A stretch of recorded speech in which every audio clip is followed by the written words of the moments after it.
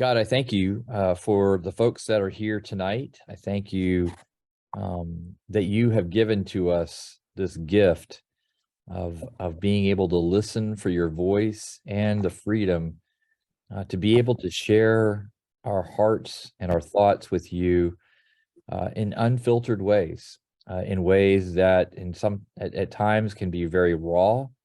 To the outsider, they may actually seem not very sacred, but you are a God who says, "Come," and then you are also, because of who you are, because of the fact that of creation, putting the stars in the sky, you also fill us with a certain awe and wonder, and so it leads us to have a certain amount of respect and love for the ways in which you invite us to be with you.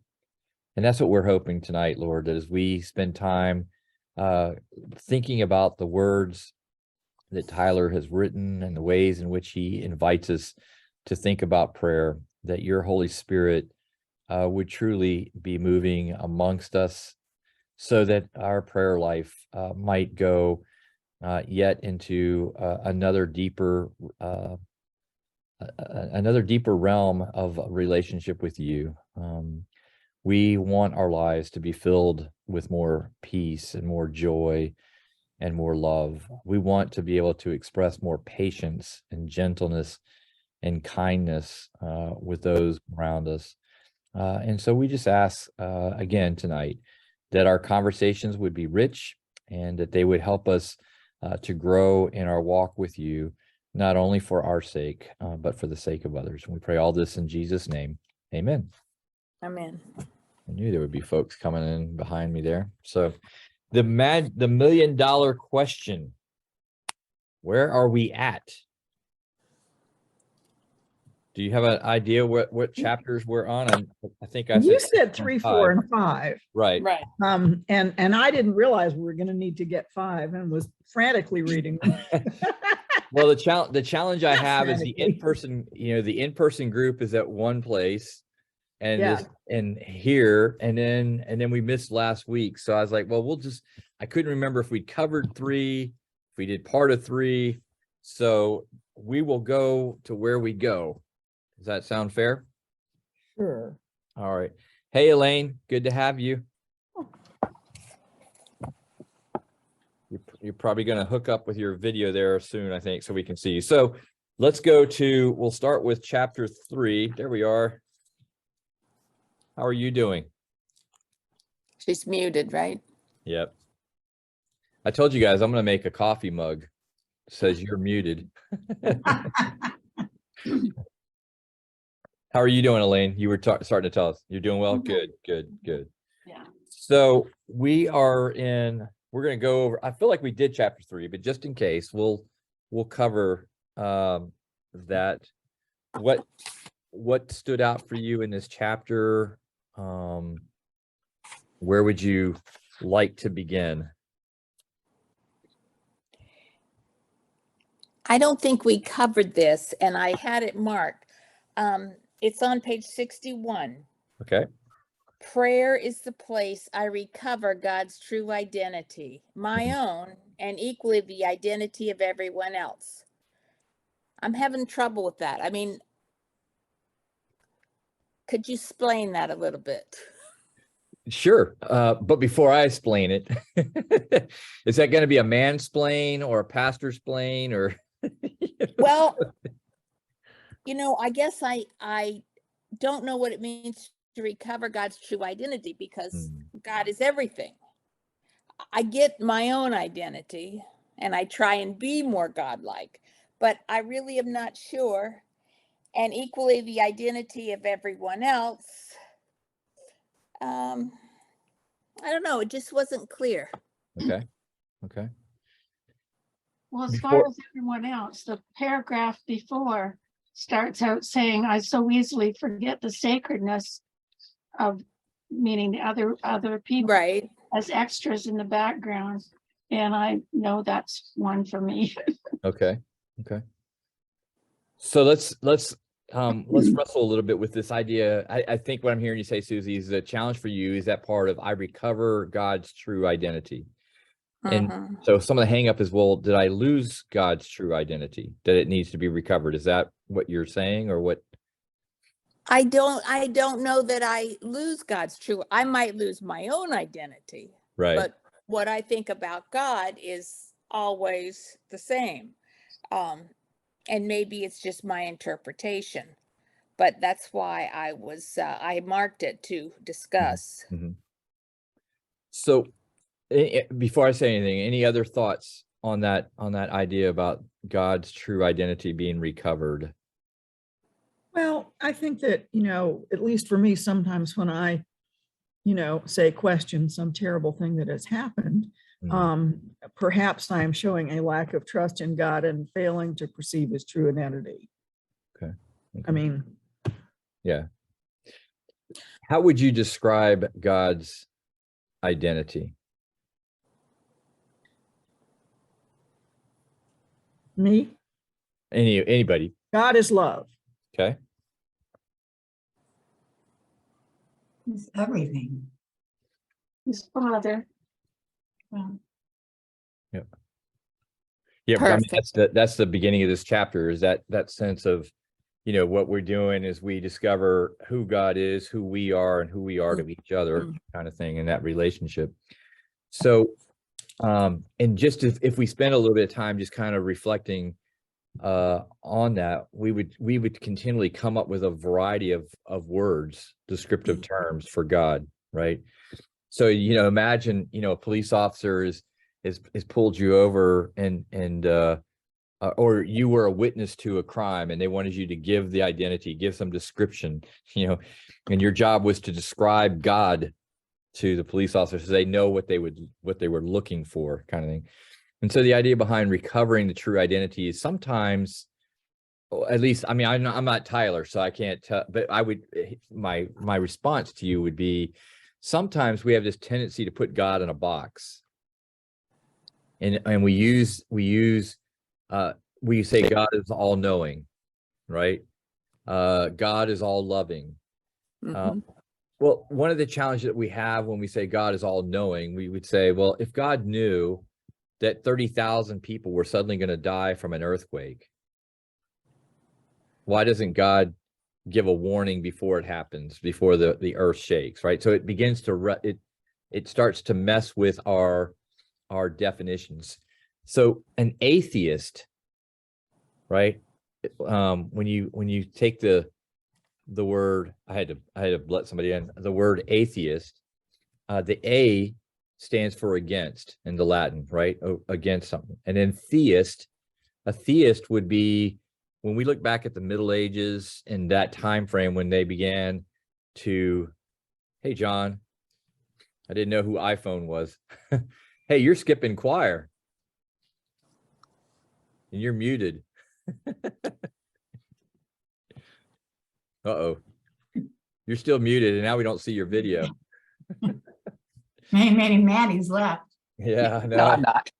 Maybe he went to choir. He's worried he's gonna get in trouble now. Like, oh, wow, I forgot choir. I gotta go. We ain't gonna make it because I can tell he's home. So, so a theist, hey, Cindy, it's good to see you. A theist is back in that time when they were developing these standard kind of traditions that God is unmovable, right? All knowing. And the problem is they were trying to do the same thing that Moses was trying to do, which was, hey, just tell me your name. If you'll tell me your name, it'll make it a whole lot easier to tell people who you are, what your identity is. And God said, I am who I am, and that's who I'll be, right? Something like Popeye, I think, in that realm, right? And so what we discover each time that we enter into a time, and so I didn't finish that point about the atheist. So an atheist is rejecting the traditional ways in which God has been defined. So if an atheist would ask the question, if God is all knowing, then why are good people suffering? Right? And so what happens in that is if you give them the invitation to expand their definition of God or their identity about God.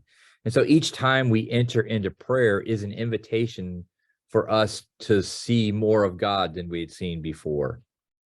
And that's that recovery of the identity. So in the Garden of Eden, Adam and Eve had perfect visualization of who God was and who God is, right? They didn't have, but that identity was lost to us. It's kind of like what I was saying in the prayer. We have this awe and wonder about God, this fear in a good sense. And yet we also have this invitation to come before God with our raw emotions, right? And to be able to say, and so it's hard to see if all I see is I'm supposed to approach God the same way I would approach the throne of the, if I touch the ark, right? Remember the story, when the ark is being moved and they stumble and they touch it and zap, they're dead, right? Sometimes we have this feeling that if I approach the throne of God that way, if I don't say the right words, if I haven't done the right things, that I'm going to get zapped. And so the invitation is for us to be able to discover God's identity through our prayer, which would beg the thing is like, if I want to know more of who God is, and the avenue to know more of who God is through prayer, then prayer would be a very big priority in my life, because the more I know about God, like he's saying, the more I know about God, the more I know about me. Mm-hmm. Because if I sit there and I realize, the more of who God is, and I'm like, and God treasures me the way that God treasures me, that's just amazing to me, right? Because I'm learning more about who God is. Does that make some sense? It does. It does. Okay. Yep. I have a something that's just been mind-boggling to me, and I think this is right in that area. I was on the radio today, I wasn't on the radio, I was listening to the radio. And it says, if you won't, somebody was trying to console someone whose son had passed away. And they said to them, if you won't have to worry about this situation when you're in heaven, then the situation shouldn't break you here on earth. And then the thing was, I couldn't hear something happened, the phone rings or something, and I didn't get to hear the answer to that. And I've just been sitting there all afternoon. This just keeps worrying me. That's almost like that we're not supposed to have any feelings, but we do have feelings.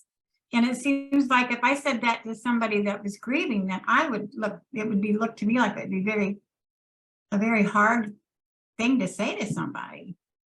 Yeah, and I think I've heard Christians who mean well, but would say to someone who's lost a loved one or, a child, Or going through anything that's really hard. You just don't really know what to say to anybody, but to tell them that if it doesn't, if it's not going to bother you once you get to heaven, then don't let it worry you here on earth. And I'm thinking.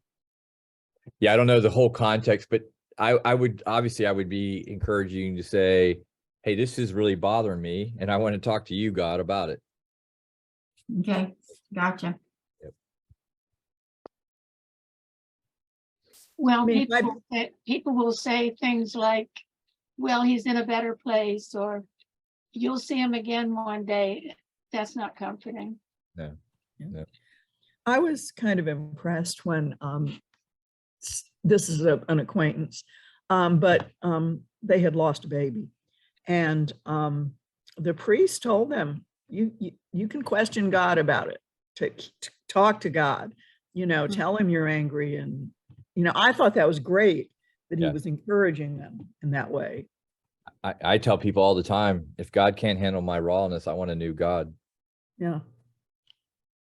I mean, even Jesus said from the cross, my God, why have you forsaken me? There's a whole psalm that goes with that. But yeah, I mean, if it's all about relationship, but that's what we've been saying, prayer is all about relationship. Do you want to be in a relationship that you always have to have this certain, front? I think it would feel like you're walking on eggshells all the time. Like, oh, I'm afraid I'm going to offend God if I'm honest with God in the moment. If you've never said to God, you haven't lived. Let me tell you this. If you've never said to God, dude, I'm a little ticked off at you. You didn't come through that way. You haven't done that? Oh, of course not. I mean, it's just Not supposed to lie either, right? right. Well, that's my point. Is like if you're like, okay, I'm getting ready to have a conversation with God, so I better make sure, I got everything in order because I don't want to say anything that I shouldn't say. That to me is a sign of respect. Right? Because I know who God is and I trust what God says about me. And God isn't, my prayer life isn't always about, that kind of context, but especially when I'm working with folks who are in the midst of tragedy, in the midst of suffering. I said, you don't need my permission, but your invitation is to talk to God the way you want to talk to God right now. And if there's language in there that you wouldn't normally use, but that helps express what's going on, God can handle it.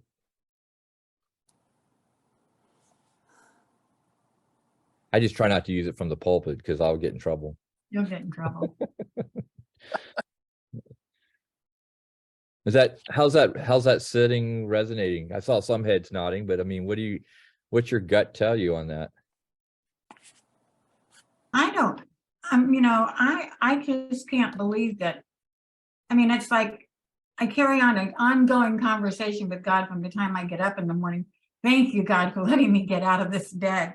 Thank you for letting me wake up this morning. And it's an ongoing conversation. And it's just hard for me to think that somebody can't just talk to God and let him know, what's happening around you, what's bothering you, because it's kind of like that happens with me all day long. And sometimes I feel like I said, I know, God, you think I'm just complaining. So let me tell you about some of the really wonderful things that I've seen or done today, because I think it could be very easy to complain all the time to God. And I don't think that's what's meant to be either.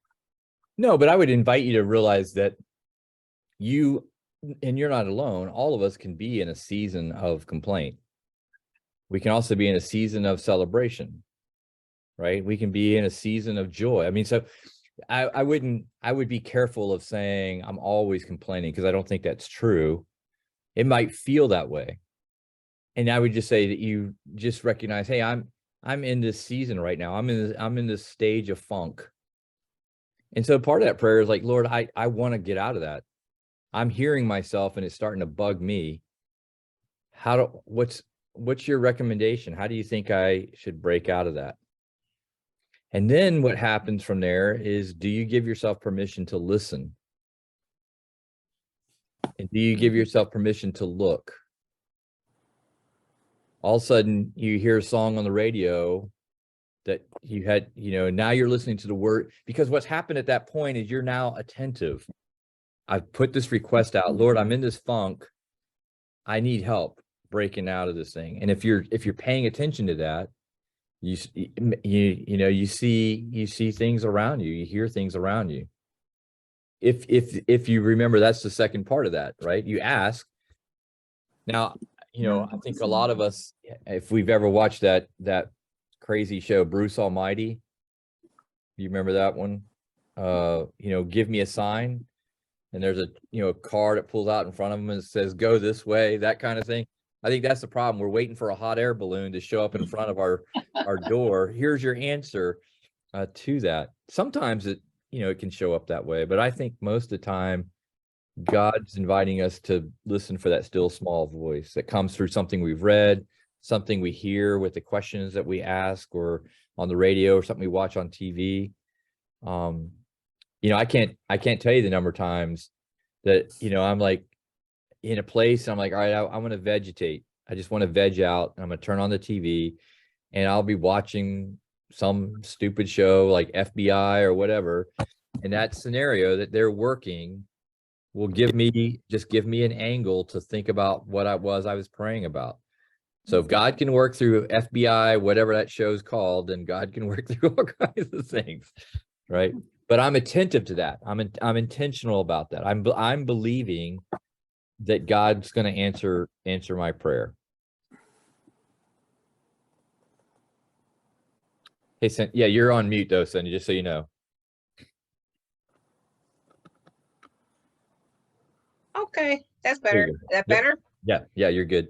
So, what chapter are you guys looking at tonight? Yeah, well, we picked up with chapter 3. So Okay. we started with a quote on 61. We were looking at prayer as the place I recovered God's true identity. And so we've been spending some time talking about that idea. So we can move or we can stay. You guys tell me. Well, I was thinking when you guys were talking about what you were talking about, I don't know, I always go back to, I don't know, I think sometimes that it's a relationship with God that you have to trust God. There are many times that things have happened in family members and that didn't make much sense to me, but I feel that there had to be some reason for this to happen. And, I trust in God. And then I kind of like say to him, God, like, what's going on? Is this a joke? You trying to be funny? Is this really happening? And, but then I just wait and I keep praying and I kind of confess to God that, I'm disappointed if this happened or I'm happy if this happened. But, and I always remind myself that things aren't happening in my time, they're happening in God's time. And that kind of like recenters me to help calm maybe my anxiousness or my fears about what happened or all the above, No, that's a good point. And you said something that caught my attention. I thought was kind of interesting. When you said, I forget how you said it, but when I kind of confess to God, is that what you said? Or I said, when I do confess to God, well, I know I tell him how I'm feeling. Well, the way you said it though, it made me kind of think of like someone trying to tell their parents, I'm kind of pregnant. Oh. Because I wonder sometimes, like if we have a partial confession with God, right? It's kind of like coming to God with part of my offering, because God's inviting us to come with that confession as our full offering as well. But my point is that can get in the way of those other things that we're discussing, or that you're sharing about relationships with other people. So like on 61, at the very top of that page, when our trust in God erodes, and I think it's in the next chapter. Yeah, next chapter we start talking about confession. But when our trust in God erodes, so does our intimacy with others. How does that relate to what we were just talking about, Cindy? Or do you see a connection there? You say it again, please, your question? So when our trust in God erodes, so does our intimacy with others. And you were talking about, why are some relationships that I have, discombobulated and things, is this a joke or is something else going on there? And you said, I talk with God about how to navigate those kind of things. Right. So how does that fit in with when our trust in God erodes, so does our intimacy with others? And I know I'm making it sound like, this is a binary comment, but it's not meant to be binary. But there is something there for us to explore. And what caused me to go there was your statement, I kind of confess. Kind of, yeah. Sort of. Yeah, sort of. That's it. Yeah. Yeah, sort of. Well, this whole book is like opening up a lot of areas for me, which I didn't know about, actually. Mhm. So there was always a pattern to follow in my Christian education. The fear of the Lord, respect the Lord, and then to bring it down to a personal level, sometimes I'm okay with that, and sometimes I'm not. Right. And that's where I was going, is that I think sometimes in our, our confessional life in this context would be, Lord, I know I'm supposed to go to my dad and offer him forgiveness. But I don't want to do that. Right. That's part of the confession. The other part of that confession could be, and the reason I don't want to do that is because I think it's going to hurt more, and I don't trust that you're really going to heal my heart in that process. You see what I'm saying? So it's not a full confession at that point. And because it's not a full confession, there's still going to be a brokenness in that relationship. Because if I trust that, going to my dad, and I remember, going through that process, and then, trying to set up appointments with my dad and saying, hey, let's make sure we're getting together every week, and I'll call you at such and such time. And he's like, why? I'm like, what do you mean why? Because we're both busy, yeah, just call whenever you want, kind of scenario, right? Well, that was it. I just knew how my life was, and so there was a woundedness that came with that, and another piece to that just can get piled on to other things, unless I had already had conversation with God before, like, hey, I'll do this, I forgive you, and ask my dad to forgive me for things that I had done and things. But to go beyond that, which was, I felt God was calling me to do, I didn't want to do that. And I had to say, talk about the additional piling on of wounding that would come through that process. I know that was kind of vague, or at least I felt like it was kind of vague. So, but does that help a little Were you bit? ever able to have that conversation? Yeah. So we had, I mean, when you say that conversation, I don't know what you meant. Well, about forgiving one another. Oh, certainly. Yeah, certainly. We had Okay. those, but my dad, I mean, I don't want to turn this into that kind of conversation, but I'll just say that he was a guy who, he was just pretty set. And, I remember having a new car, and was taking him for a ride in the new car, and he lit up a cigarette in the car, and I said, don't smoke in my car, please. And he's like, basically, who the hell do you think you are? Kind of thing. Let's put it this way, it was a short ride. Yeah. So that, when I say he was kind of set, it was just kind of You that. didn't push him out the door. No, I didn't have one of those James Bond kind of button kind of cars. Ejection. An extra ejector seat. Yeah. Yeah. But what I was just trying to give in that is just the point, if I don't come with a full heart in that, and in this case, it was, I knew that I would be hurt again. So did I trust that God would actually deal with my heart, or would it get buried deeper within, and it would come out in different ways and get expressed? And so that had to be part of that confessional time with God, and part of that prayer time. So that would be your intimacy with other people, because you were so frustrated in one way that you couldn't help but having that appear in other ways to other people.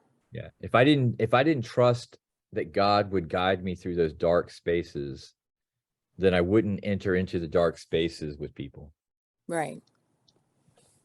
That's something that that just is just so hard for me to think of, when people are going through things, or things are happening, that there's, people that don't trust and believe in God. How do they get through things? It's just, to me, so difficult, because it's like, my son-in-law, his mom has the mesothelioma cancer. Yeah. And I mean, she's dying. They don't have a cure for it. And he just is like, just not accepting it, won't talk about it. His brother is accepting it and talking about it, but he's just not. And he proclaims, he's not into that God thing. And I just feel so empty for him, because how do you, I just pray. I just pray for him. I pray for his mom. But I just think, how will he handle something if he doesn't believe in God? How's he going to handle this? What's he going to do to himself or to other people when she, does die, if he doesn't come around and start believing that there is an awesome power, there is somebody that can heal what's happening to us. And it's just like that with a lot of people when you say that they're hard in their ways. It's like, without God, I just don't, I can't stand him. I just can't stand him. Well, I can It's tell you from frustrating. personal, I'm sorry, what? I was gonna tell Patty that it's very frustrating, and that her situation, and that she probably loves him very much. And, I would Yeah. confirm, I would agree with her that, all you can really do is pray. Yeah. You just have to keep praying for him. And I say to him, how's your mom doing? And he'll say, well, she's not getting out of bed as much as she used to or whatever. And I'm like, well, I see, we talk to each other, through Facebook and stuff like that. And she's a real strong, God-fearing woman, Tim. She's not afraid to die. She just, she's just wants to make sure she's ready. Yeah. And she's ready. And I think she just wants to make sure that you guys are ready. And I said, so I think you've got, I just pray that you can get to that situation so that your mom can relax, Tim, because she's ready. She just wants to make sure you are. And that's about as deep as I've gotten into it with her. But I mean, that is her and 100%. So. Well, I can tell you from personal experience, that the response is one, you become very stoic, and you become overly analytical or rational, so you can explain away everything. You also become very self-reliant in that I'll just deal with my own pain. When did you talk to this kid? What's that? I want to know when you had this conversation with my son-in-law. Well, I didn't. I'm telling you him completely. Well, I've seen it before. But remember, from 12 to 2021, and I would say that the question that will help break through is, hey, I'm just curious, what do you do when you have bad days? Well, I know what he does when he has a bad day. Right, but don't worry about correcting that, but just ask, and just let him what do you do when the way you deal with your bad day leads to another bad day? Gotcha. When your solution, at what point? And then you can come back to this, the Einstein quote, insanity is doing the same thing and expecting different results. It's true. Yeah. Are you ready? There's an opportunity for a different result. But wouldn't his reaction be also based on his relationship with his mother? Certainly. Oh, he's her baby, and she's a wonderful woman, and he doesn't have any issues. I mean, he does have an issue that he's losing his mom. And that's the problem. He realizes that he is losing his mom, and his mom is dying. Yeah. And he just won't, he's just not letting it happen. As long as he doesn't, just like the pastor was just saying, as long as he doesn't believe it, it's not going to happen. And it just, it's not going to, he thinks about what's happening today and changes it and says, well, it's going to get better tomorrow. Well, my hunch would be that he prayed that she would be delivered from that cancer, and it didn't happen. And like I said, I've said in sermons before, I mean, that's what led me in my direction, was that I prayed and God didn't answer those prayers. And so, my stoicism, and that's the age, where you get to read, The Hobbit and Beowulf and fantasy world stuff and all kinds of you start reading those kind of things and you just start to think, well, maybe all this stuff is just made up. And so I just better, figure out answers to my own questions. And then unfortunately, all of us will hit a point where we realize, holy crud, I have no clothes on. Well, I think in situations too, you have to be careful, because at this point in time, he knows that I truly believe in God. He knows his mom clearly believes in God. We all know we do this.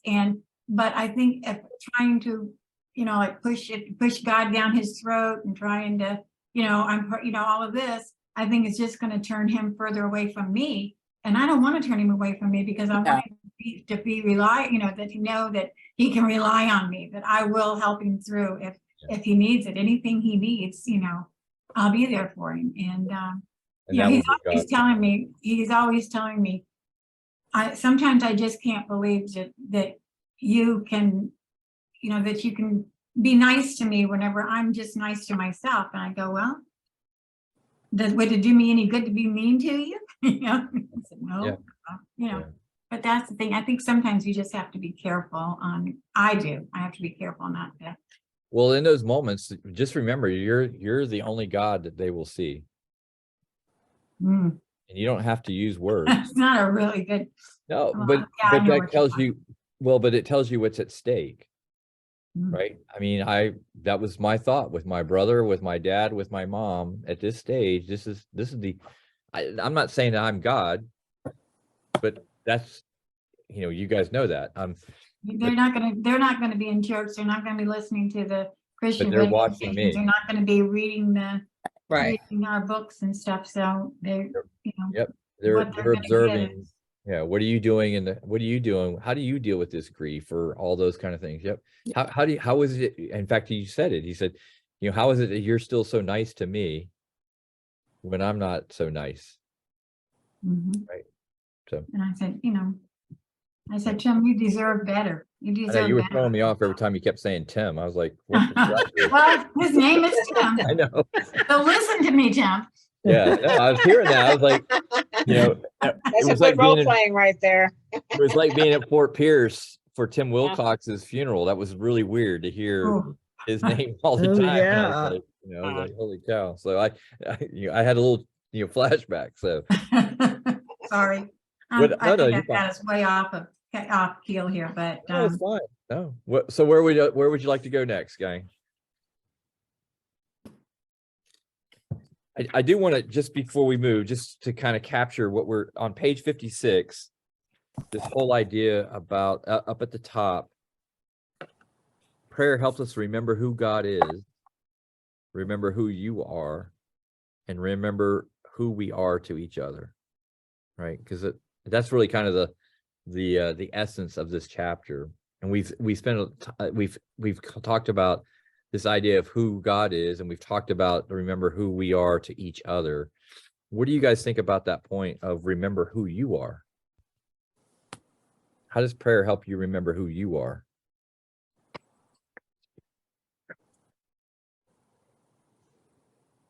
Well, I would hope it would help you remember you're a child of God and encourage you to be worthy of that name. How do you go about being worthy of that name? That's a great statement there. Yeah. Well, I don't know. I think Patty does a really good job. Now, yeah. You've got a holiday coming up too, right? St. Patty Day? Yeah. I do think that's difficult, but okay, I think you do it by remembering that everybody else is a child of God and treating them accordingly. Okay. Right. Okay. Any other thoughts? You feel better when you treat other people. I don't know. I just have a hard time thinking of treating somebody not nice, because I don't want to not be treated nice. Yeah. I think when somebody asks me, why do you do this, or how can you do that? I can tell my own testimony, my own things that have happened to me or regarding me where I can't tell them how to think or how to believe. Right, right. Very true. Is it important to you to treat others as blessed sons or daughters of God? You broke up a little bit. I Could said, is you- it important to you to treat others as blessed sons or daughters of God? That's the hard part. Can It be. is hard. Or respect somebody you don't think they deserve it. Yeah. Is it important to you for people to believe that they're the apple of God's eye? Or that they're divine masterpieces? You guys stopped all of a sudden. It's like, it's like, all right, what's he setting us up for? Is that why you stopped? Yeah, we're trying to figure this out. Yeah, I know. That's I could Where are see you I going could with see the this smoke now? coming out. Like, all right, where is he going with this? Because he's Are you putting a net out? You're gonna catch us all. Some of those apples have got some bad spots. So here's Right. my question. Here's my question then, because I think it is important that others feel. How are you treating yourself as a masterpiece? How are you treating yourself as a beloved daughter or son? How are you treating yourself as one who is the apple of God's eye? I'm trying to catch myself on that because I'll do something that was ridiculous and oh, you're stupid. Yeah. But that's a great example, though. You said, I'm trying to catch myself and say, well, but saying that's stupid is different than saying I'm stupid. Oh, I'll say that sometimes I too. know. That's the reason I was giving that as an example. You're much kinder to yourself. I call myself an idiot. You I've idiot, done that too. right? All those words. Right. And the piece to that is, do I also catch myself saying, dude, man, is that how did you react if your kids were calling themselves that? Right. And then I'll say to myself, well, you know better than that. But here I am. Yeah. I think you have to respect who you are. Yeah. If you don't respect who you are, I think it's a little hard to Yeah. to Well, the expect reason- other people to. Yeah. And the reason I point that out is because a lot of people and a lot of Christians that I've worked with, they try to gain respect for themselves by loving other people. You gotta And- take care of yourself. You gotta take care of yourself and your prayer life, and you have to be there for Yeah. these people instead of just. You need to be able to really do something for somebody instead of it all being, not something you say, but something you do. Mhm. Zig and Ziglar you used to can't have do this something. comment. He would say, if you help enough people get in life what they want, then you'll get what you want. And there are people who operate saying, I desperately want to be loved. So if I love lots of people, I will be loved. And what we discover in that process is you never can now love enough people if you don't start with, I'm a Yourself. lovable person. Mm. Right. And that's the reason I was asking that question is like, you cannot go honestly and treat, the belligerent Burger King 19-year-old, who gets your order wrong and then tells you you're the one that messed up the order. You can't treat them like the apple of God's eye if you don't believe that you're the apple of God's eye.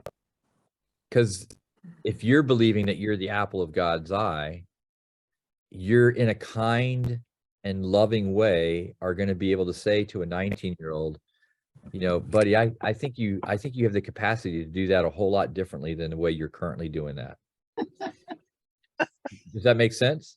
Yeah. Mhm. Oh, yeah. 'Cause what we tend to do, or let me say what I would do, is pull out of that window and say, doesn't that guy know who I am? I mean, how dare him? Right. And get all caught up in my stuff. Right. Because I'm needing that guy to validate versus already having done the validation myself. Does that make some? I'm not saying this is easy, right? No. But I am telling you, that's where I camp. That's why, I shared that story before. Matthew's sitting next to me, wondering what is he going to do? Because he's like, oh man, right? But if I'm believing, buddy, you're a masterpiece. It's important that you act like a masterpiece. Now, it's a little hard for me to lean out. Let's be real here. It's a little hard for me to lean out the window and say to the guy, you're a masterpiece. You ought to, we don't have a relationship, right? But it's important for me to check, why am I having to, why did I have the reaction that I have? What's going on inside there? So that I can be interested enough, not write a 19-year-old off as a lazy, whatever kind of thing that I want to do, Okay. Yep. I know we didn't agree on this. Now let's agree to disagree. You take a big deep breath and and I'm going to try to be nicer to the next person I run into. And why don't you try to be nicer to the next person you run into? Bye. Let me out of here quick. I thought you were getting ready to talk about me again. Well, I thought you were saying, I know we didn't agree on this. I was like, okay. no, we don't agree on this. No, but it's just always. Yeah. I feel like sometimes when you're dealing with these people that are so arrogant, my dad always taught me, just kill them with kindness. Yeah. And it usually works. Well, Paul said the same thing. Paul said, heap coals of love upon their heads. I don't know if those coals were like 200-pound rocks, Yeah, but the sentiment is that you win them over with love. And we have to face, I was thinking about what I was saying Sunday, but thinking about that now is, do we honestly believe love wins? I do. It has to, or we're in big trouble. Yeah. And do we believe love wins enough that we're willing to lose our life in the name of love? I think that's why. What's that? That's a tough call, Well, but I think, in the end, in the very, yes, it's worth it. But it's like you say, it's a tough call. Is this when it's time for me to just say, I'm done, I've had it, or do I still need to fight on so that I can try to, win one more battle the next day? That's why, it's a bad, it's a tough call trying to. So Jesus obviously modeled that for us, and we look up to Jesus as our prime example about what it means to love and to face that. But in the back of our minds, we're also saying, well, he was fully human, he's fully divine. He knew the whole story. But that's the reason that Gandhi or Martin Luther King Jr. are so attractive to us, because we could physically touch them, we could see them with our own eyes.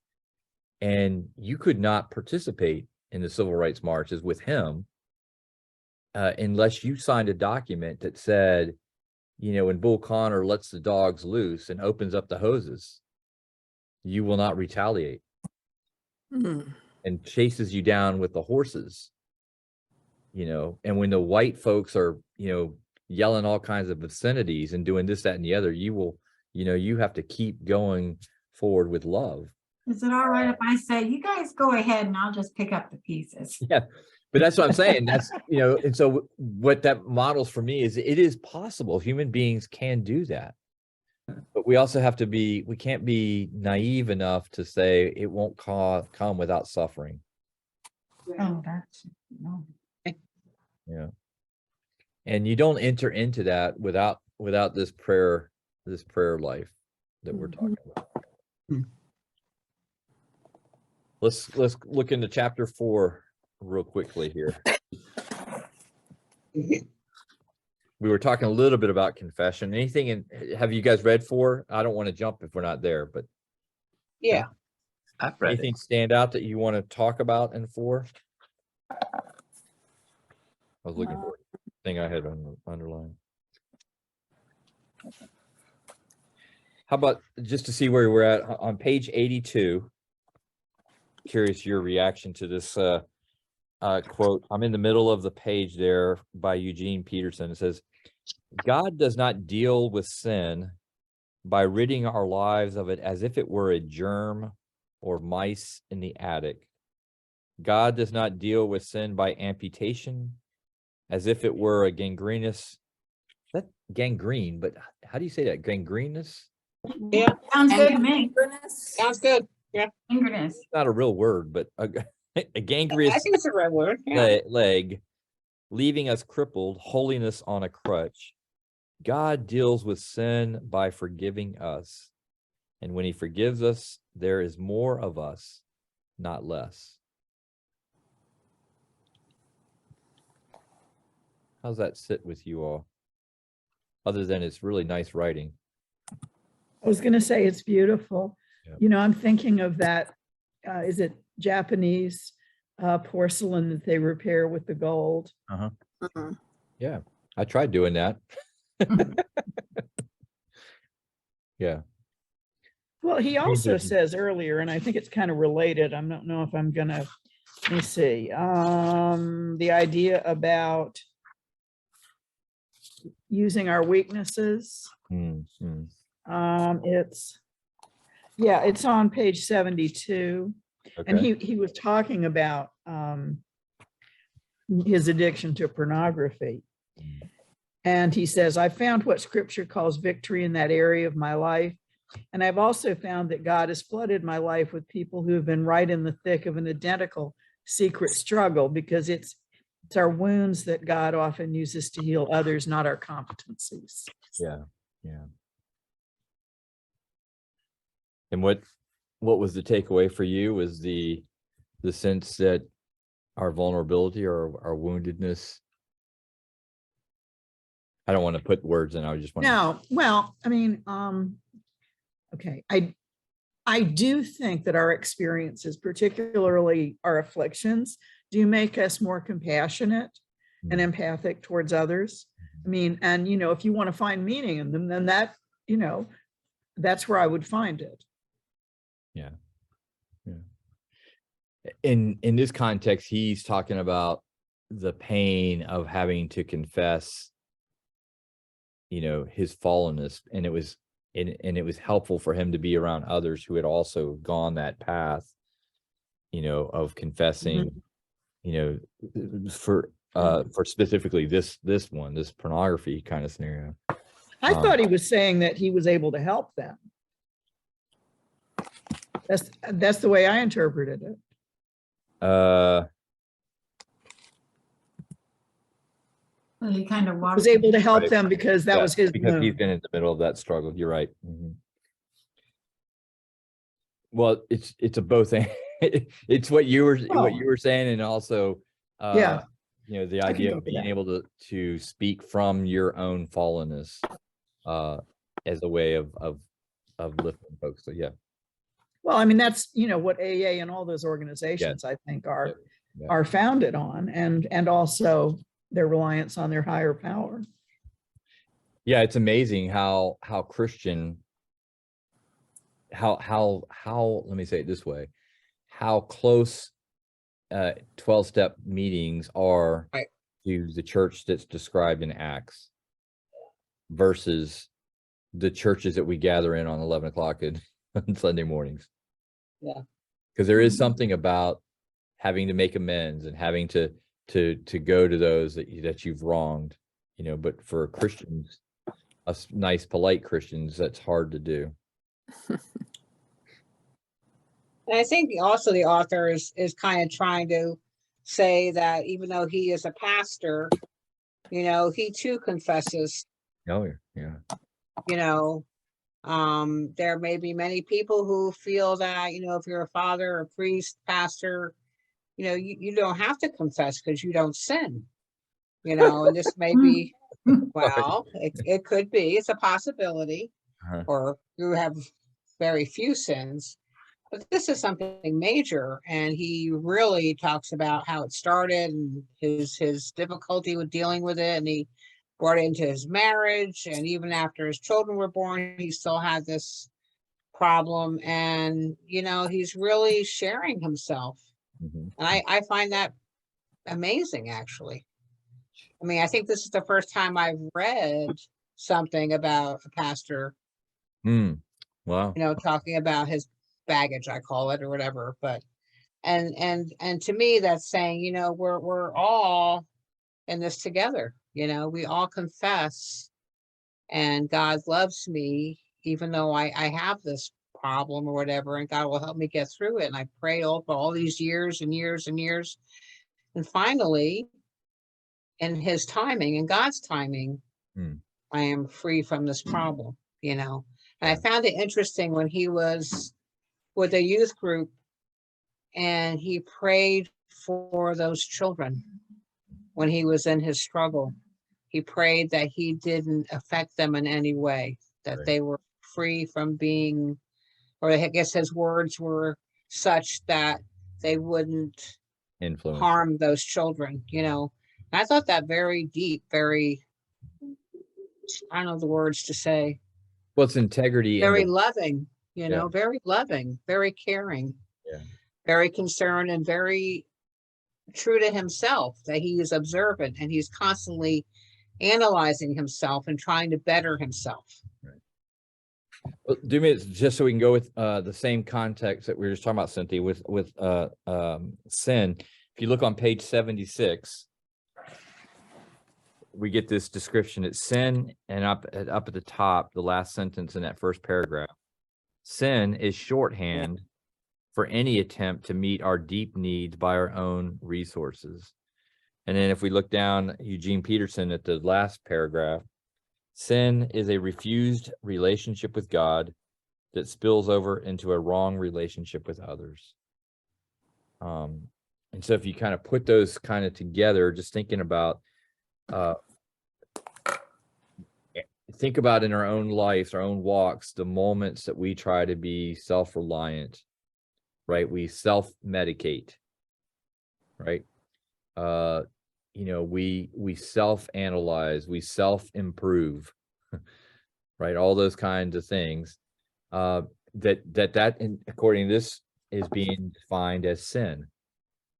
We tend to think of sin as like lust, like, looking at pornography, things like that. Those are part of that, but that's part of these self-medication kind of things that are happening.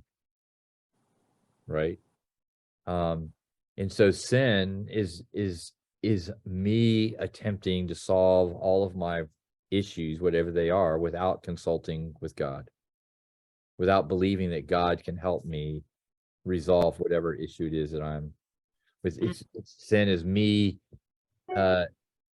hearing Jesus say to the blind man, what do you need? What do you want?